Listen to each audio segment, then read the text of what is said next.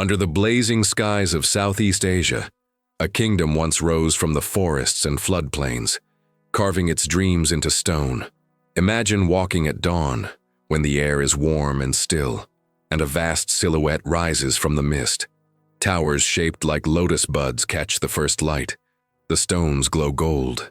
Birds start singing from the galleries. This is Angkor Wat, a temple so grand it feels like a map of the universe laid out on earth. Long ago, a ruler named Jayavarman gathered the scattered lands and declared something daring, that the king and the divine were bound together, not in a loud proclamation, but in the way roads were built straight as arrows and temples mirrored the heavens. The people believed their world was sustained by order and ritual, by rivers that rose on time, and by the king who promised harmony between earth and sky. But here is the human truth inside the marble and sandstone. Every stone was cut by a real hand. Every gallery was planned by someone who argued late into the night over the right angle of a corridor or the story a carving should tell.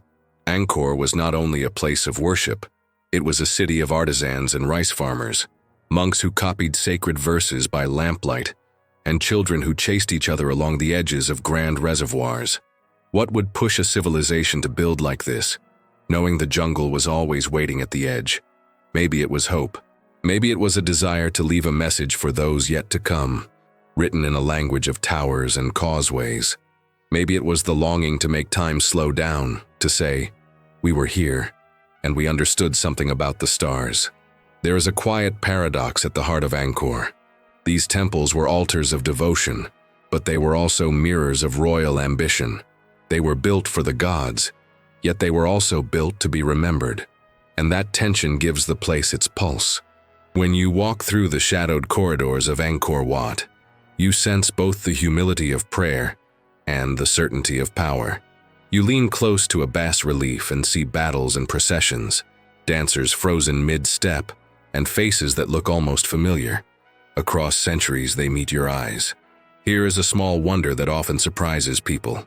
The main temple aligns with the sun in such a precise way that on certain mornings the sunrise crowns the central tower. It is as if the builders learned to speak with light, and the city around it once breathed with water. Engineers dug enormous reservoirs, so wide they looked like lakes, and threaded the land with canals that fed rice fields beyond the horizon. The rhythm of the year was the rhythm of water, gathering in the rains and slowly flowing out through the dry season. It was more than infrastructure. It was a promise that life would continue. So, as we step into this story together, let us keep one question close. What inspires people to shape mountains of stone into a vision of heaven, only to watch the roots and vines creep back, inch by inch? The answer lives not just in kings and chronicles, but in little moments. A sculptor testing the sharpness of a chisel, a monk tracing a sacred syllable, a farmer squinting at the sky and hoping the rains will come on time. If you love history and want to uncover the mysteries of the great empires, tap like, subscribe to the Medieval Archives, and come along. There are more secrets in these stones than any one voice can tell, and together we will learn to listen. Picture this: the year 802, deep in the heart of what we now call Cambodia. The air is thick with humidity and the scent of jasmine, but something extraordinary is about to happen. A man named Jayavarman II stands before his people and declares something that would change Southeast Asia forever. He doesn't just claim to be their king, he proclaims himself to be a god walking among mortals. This wasn't just royal ego talking. Jayavarman II was creating something entirely new, the concept of the Devaraja, the God King. Imagine the audacity of it, claiming that divine blood flows through your veins, that the gods themselves have chosen you to rule not just over people, but as their earthly representative.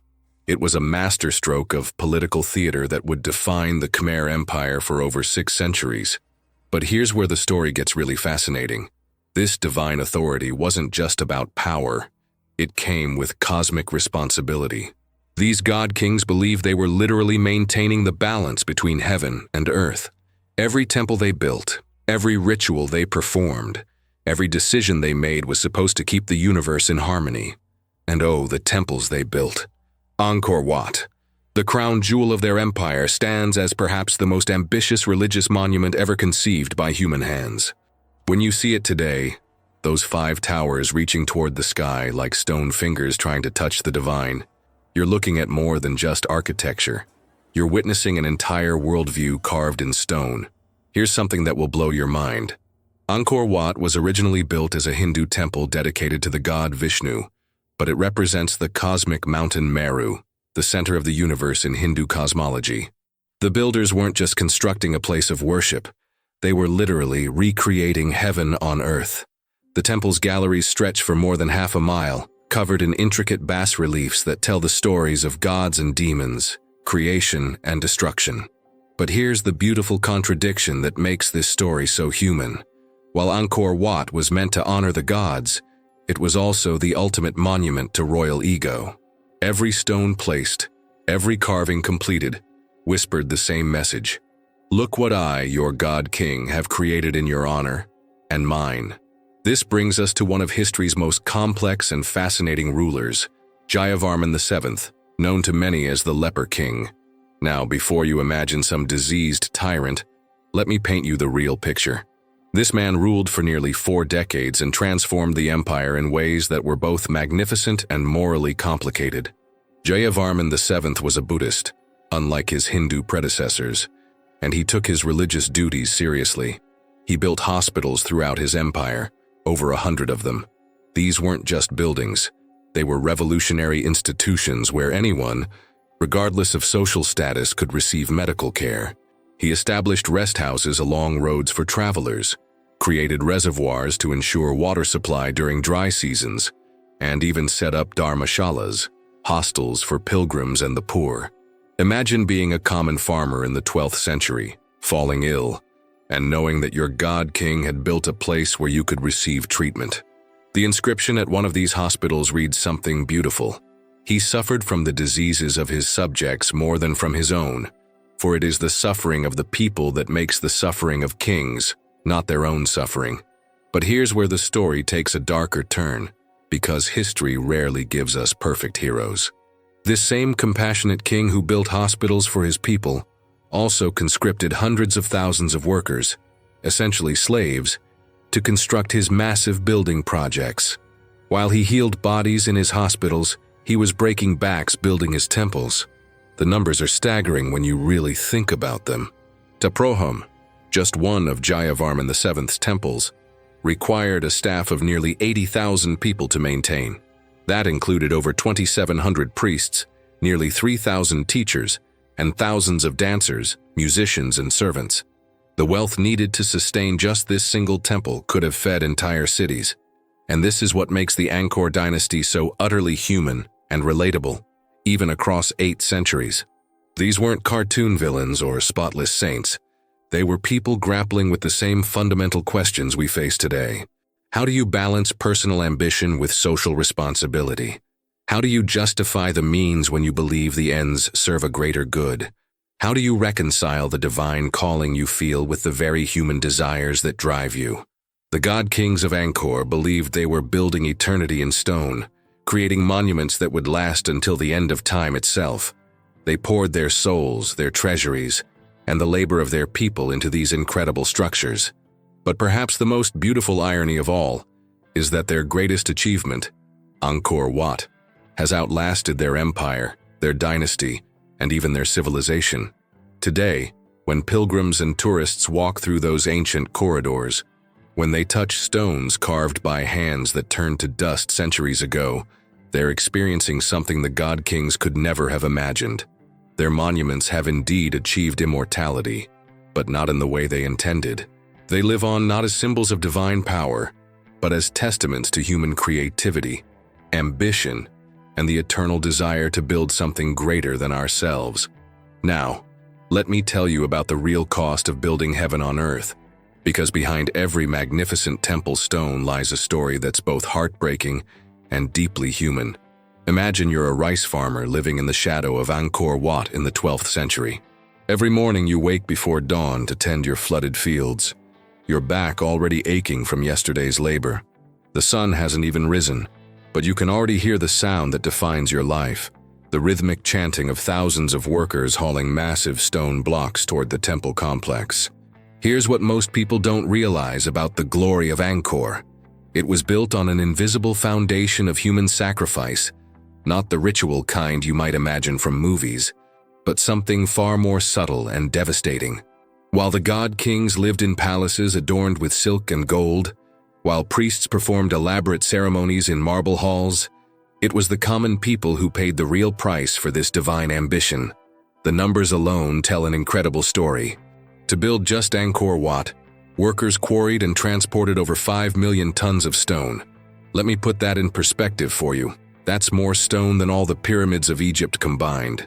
Every single block had to be cut by hand, loaded onto boats, floated down rivers, and then dragged by human muscle to the construction site. We're talking about moving mountains, literally, one stone at a time. But here's where the story gets really personal. Let me introduce you to someone I call Kiri. He represents thousands of artisans whose names have been lost to history, but whose hands created the beauty we still marvel at today. Kiri is a stone carver, one of the most skilled craftsmen in the empire. During the day, he carefully chisels the faces of gods into temple walls. His hands know every curve of a divine smile, every fold in a celestial dancer's robe.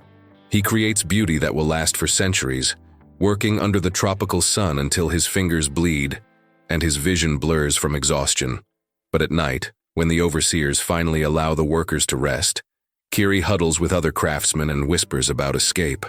He's been conscripted to work on the temples for 3 years now, told it's his sacred duty to serve the God King. His rice fields back home have gone untended. His wife struggles to feed their children.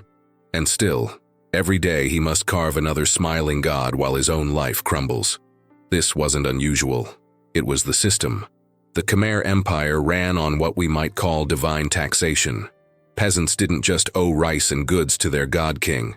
They owed their labor, their time, their lives. Entire villages would be emptied of men to work on construction projects. Families were separated for years, sometimes forever.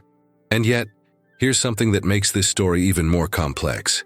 Many of these workers genuinely believed in what they were building. They saw their suffering as sacred, their labor as a form of worship. Imagine the internal conflict of someone like Kiri, proud of creating something magnificent, but desperate to return to the life he was forced to abandon. The social divide in Angkor was like two different worlds existing in the same place. In the royal palace, nobles feasted on delicacies prepared by dozens of cooks. They wore silk imported from China, adorned themselves with gold from distant mines, and spent their days in gardens perfumed with exotic flowers. Their biggest worry might be which celestial dancer would perform at that evening's ceremony. Meanwhile, just miles away, workers lived in bamboo shelters that leaked during monsoon rains. They ate simple rice porridge, if they were lucky enough to eat at all. Their hands were permanently stained with stone dust, their backs bent from carrying blocks that weighed more than 3 grown men. But here's a fascinating detail that shows how sophisticated this society really was. The logistics of building Angkor required an incredible understanding of engineering, organization, and resource management. The rulers didn't just force people to work randomly. They created a complex system of rotating labor, seasonal schedules, and specialized skills. During rice planting and harvest seasons, agricultural work took priority. But during the dry months, when farming was impossible anyway, that's when the massive construction projects kicked into high gear. It was brutal efficiency disguised as divine will. The quarries where the stone was cut were located about 25 miles northeast of Angkor. Workers would spend weeks at a time there, living in temporary camps, cutting blocks in the exact dimensions needed for specific parts of the temples. Then came the incredible journey of moving these stones, some weighing over a ton each, along rivers and canals that had been specially designed for this purpose. Picture this: massive wooden boats loaded with stone blocks, floating down rivers lined with workers pulling ropes from the banks. It was like a slow-motion parade of human determination and divine ambition, moving at the pace of walking speed, but carrying the weight of eternity. And here's something that might surprise you. The workers weren't just anonymous laborers. Many were skilled artisans, each specializing in different aspects of temple construction. Some carved only floral patterns, others focused on mythological scenes, still others specialized in architectural details. They developed techniques and styles that were passed down through families, creating a tradition of craftsmanship that lasted for generations. But let's return to our friend Kiri for a moment, because his story represents something universal about human nature. Despite the hardship, despite being separated from his family, despite the physical pain of his work, there were moments when even he felt a sense of pride and wonder at what he was creating. Imagine him stepping back at the end of a long day to look at a panel he's just completed, a scene of gods dancing in heaven, carved with such skill that the stone almost seems to move in the flickering torchlight. For just a moment, he forgets his aching back, forgets his worry about his family, forgets his dreams of escape. He sees what he's helped create, and he understands, perhaps despite himself, that he's participated in something that will outlast kingdoms. This is the profound tragedy and beauty of Angkor. It was built through suffering, but it created wonder. It oppressed individuals, but it expressed the highest aspirations of human creativity.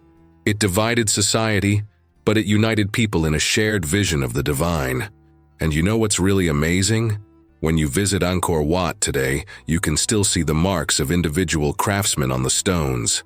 Here and there, carved in tiny script, are the signatures of workers. Not just the famous architects, but ordinary people like Kiri who left their names as a whisper across the centuries. I was here. I made this. Remember me. So here's something mind-blowing to think about.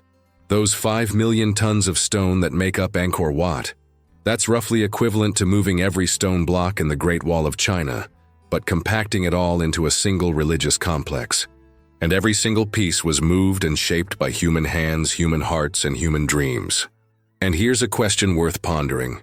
If you had the power to build something magnificent that would last for centuries, something that would inspire wonder and awe long after you were gone, but you knew it would require immense sacrifice from thousands of people, would you do it? Would you build an empire knowing that it might fall, but that its beauty might endure forever? If you enjoy the content, subscribe to the Medieval Archives channel, like, share, and comment. Sometimes the most powerful empires don't collapse with a dramatic bang. They fade away like a whisper, slowly, and then all at once. And that's exactly what happened to the mighty Khmer Empire, in a way that feels eerily familiar to anyone watching the world today. Picture Angkor in the early 14th century.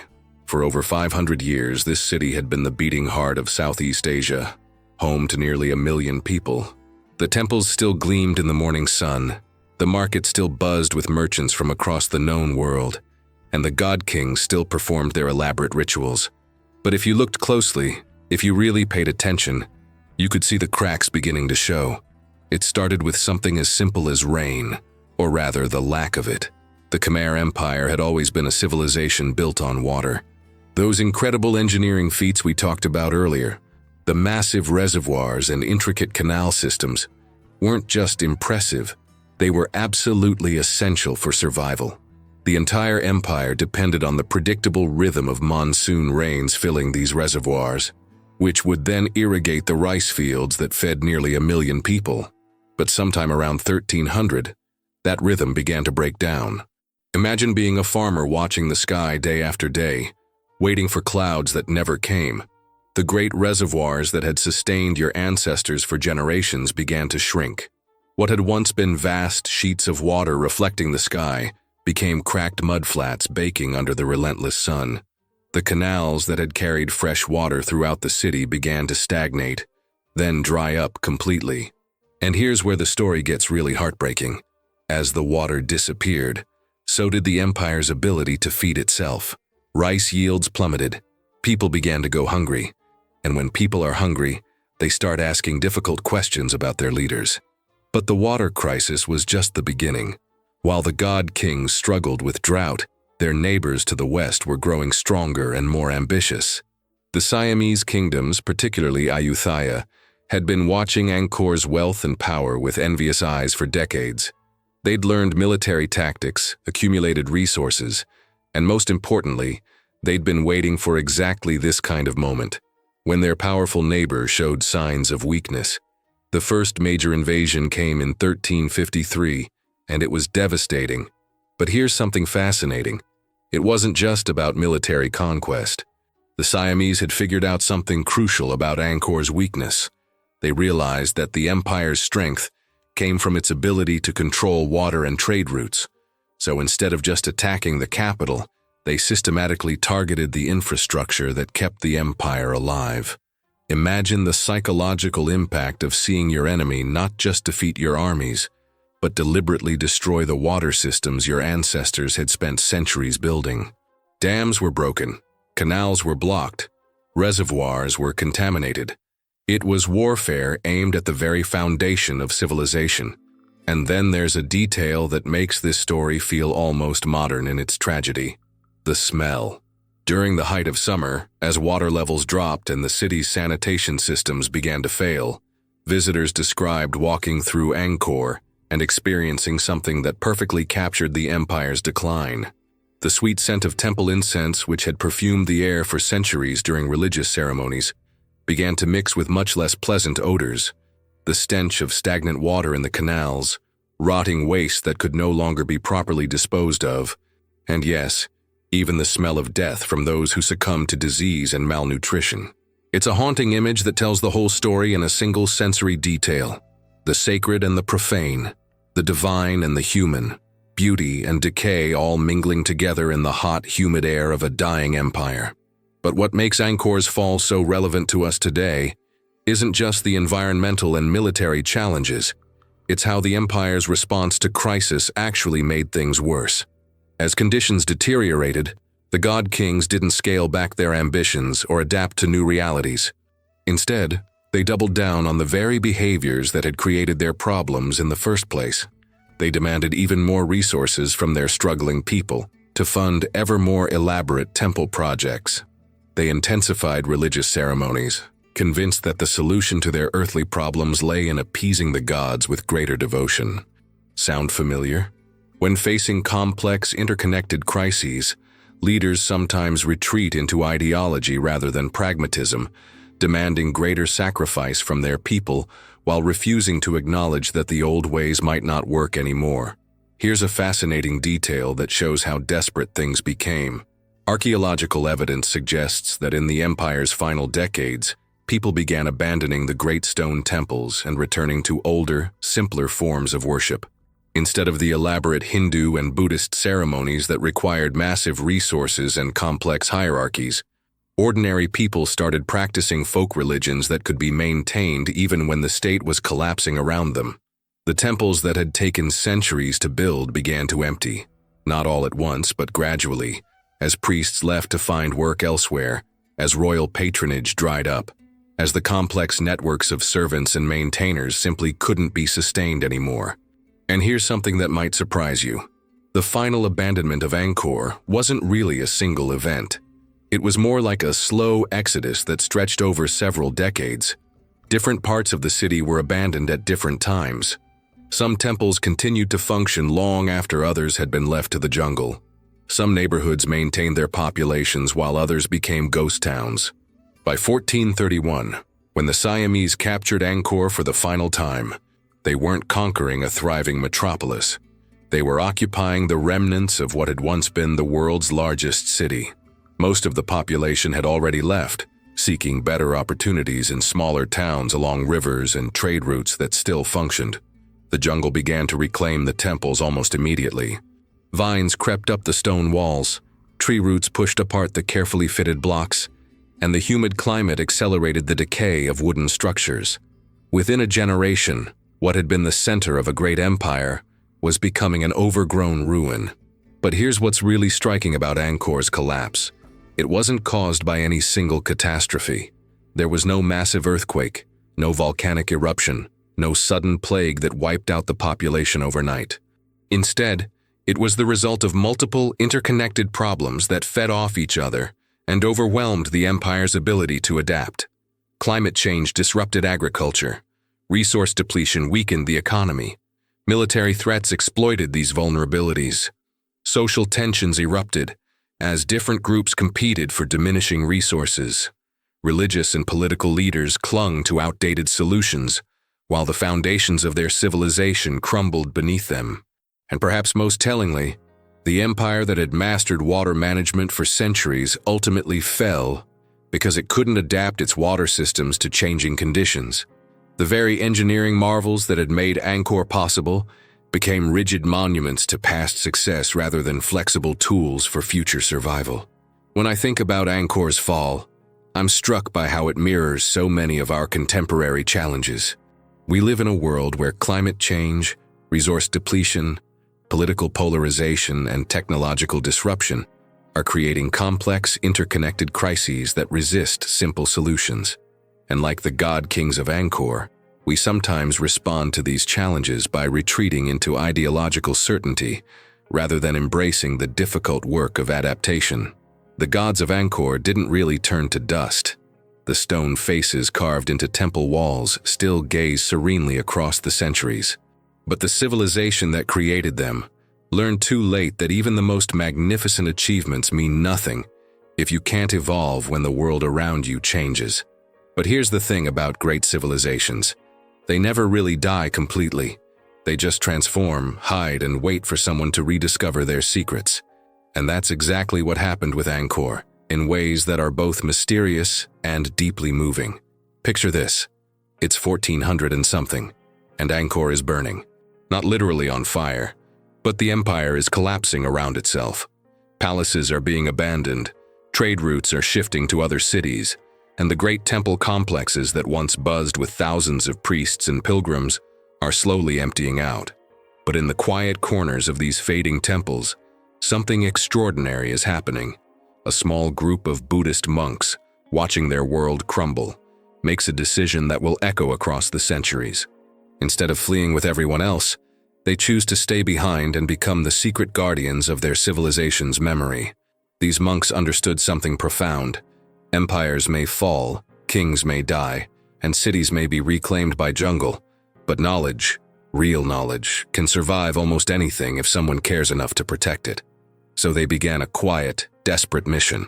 Working by candlelight in hidden chambers deep within the temple complexes, they carefully copied the most important texts of their civilization.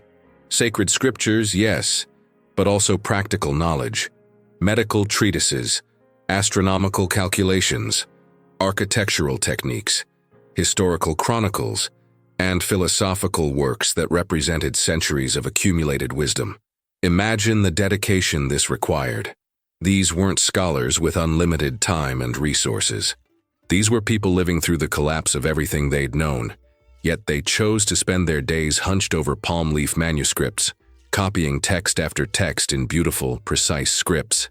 They knew they might be the last generation to understand these works, so they became living bridges between a dying past and an uncertain future.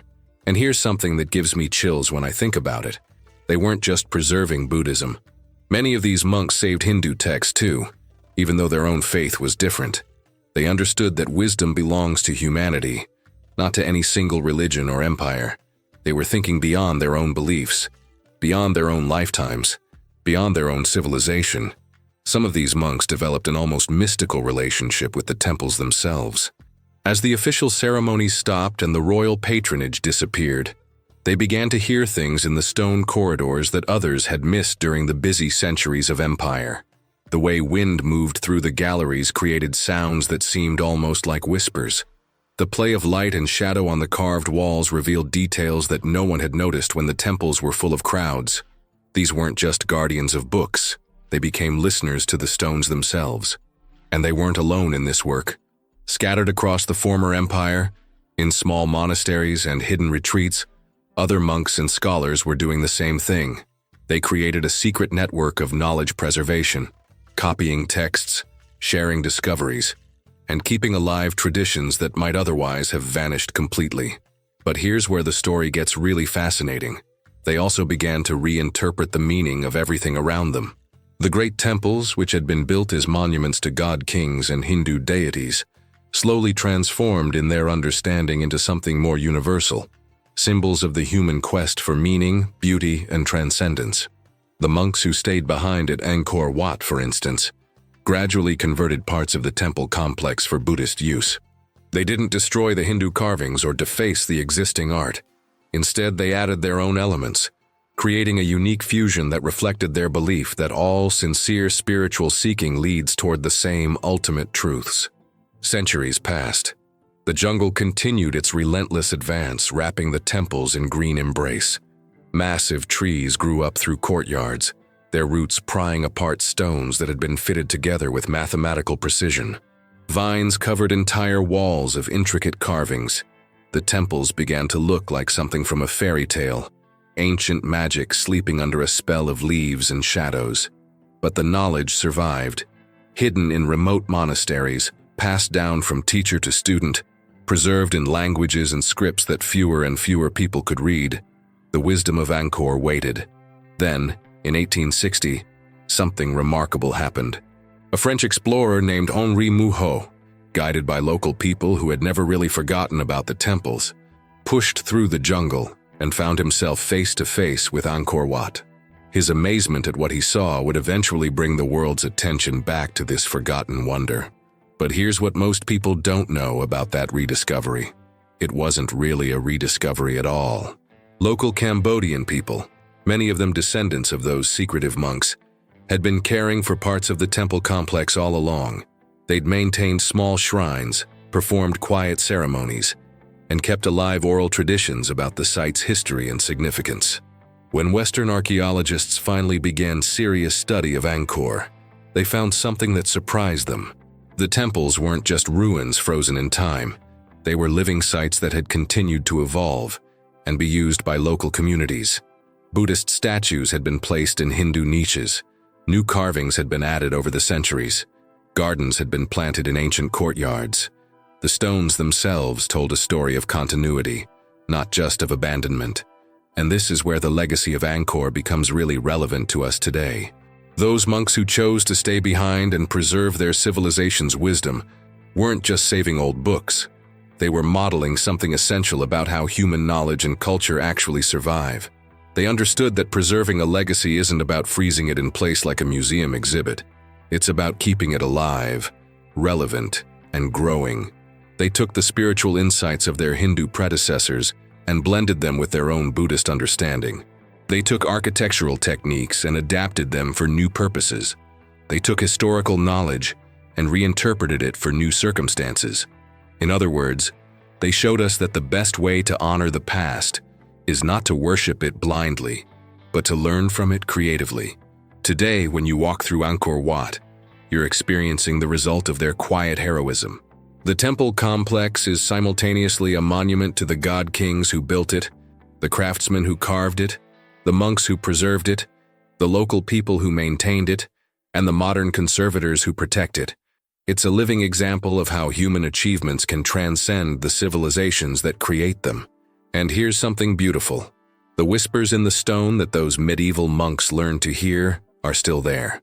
Stand in the central tower of Angkor Wat at sunrise. Listen to the wind moving through the galleries. Watch the light reveal carvings that have waited centuries to be seen, and you'll understand what they meant. The gods of Angkor may have stopped receiving offerings from emperors, but their stone faces still carry the dreams and fears and hopes of the people who created them. The empire may have fallen, but its lessons about human ambition, creativity, and the eternal search for meaning are still speaking to anyone willing to listen. Those Buddhist monks who stayed behind to guard the wisdom of a dying civilization understood something that we're still learning today. The most important things about any culture aren't its weapons or its wealth, or even its monuments. They're its insights about what it means to be human, and how we can create beauty and meaning even in the face of impermanence.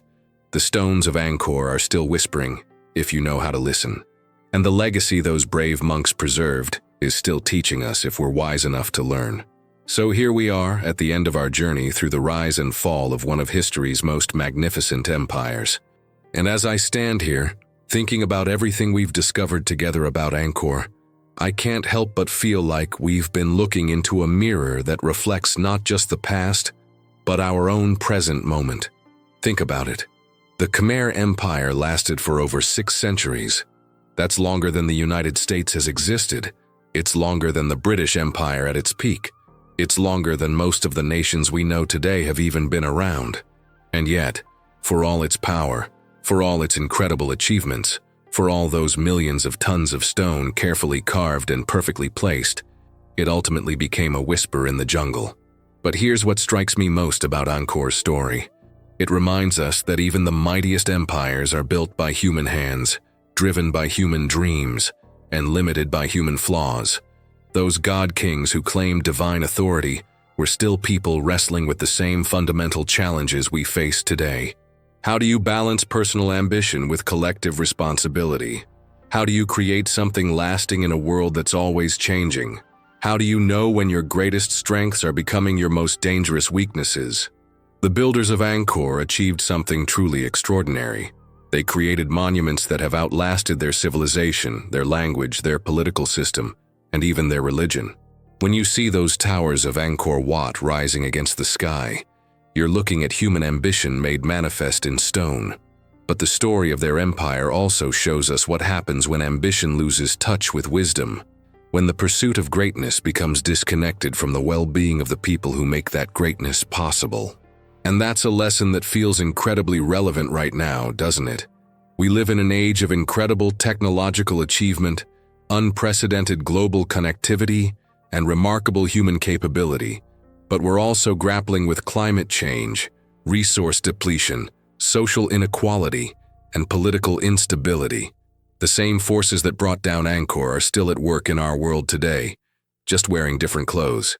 The question that haunts me, and maybe haunts you too, is this: have we learned the lesson that Angkor's ruins are trying to teach us? Are we wise enough to recognize when our systems need to adapt, rather than simply demanding more from them? Are we humble enough to acknowledge that even our greatest achievements are temporary, and that our real legacy will be measured not in monuments, but in the wisdom we pass on to future generations?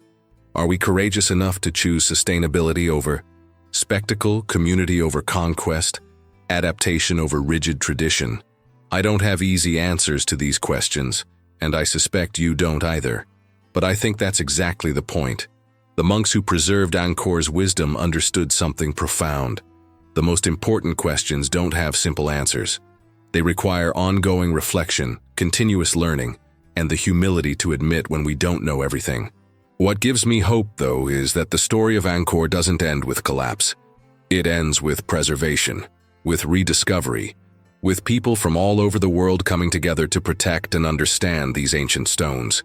It ends with you and me, sitting here centuries later, still learning from the dreams and mistakes of people who lived and died long before we were born. That's the real magic of history, isn't it? It's not just about what happened in the past. It's about how the past continues to speak to us, guide us, and challenge us to be better than we are. The god kings of Angkor built their temples believing they were creating something eternal. In a way, they succeeded, just not in the way they expected.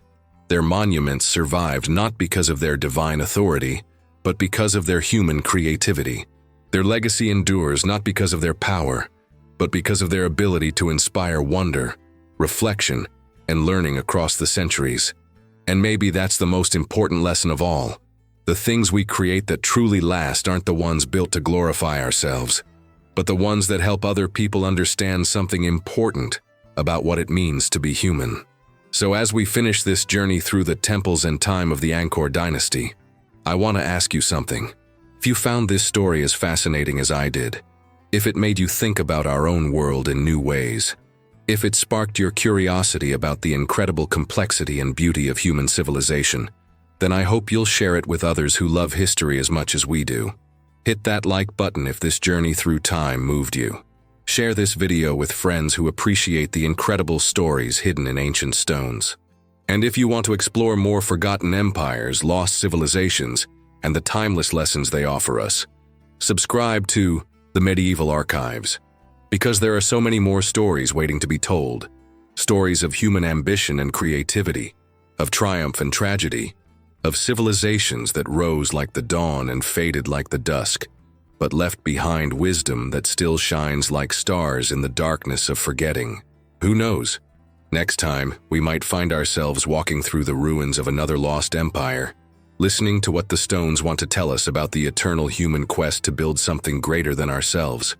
Until then, Keep wondering, keep learning, and keep remembering that we're all part of a story that's still being written.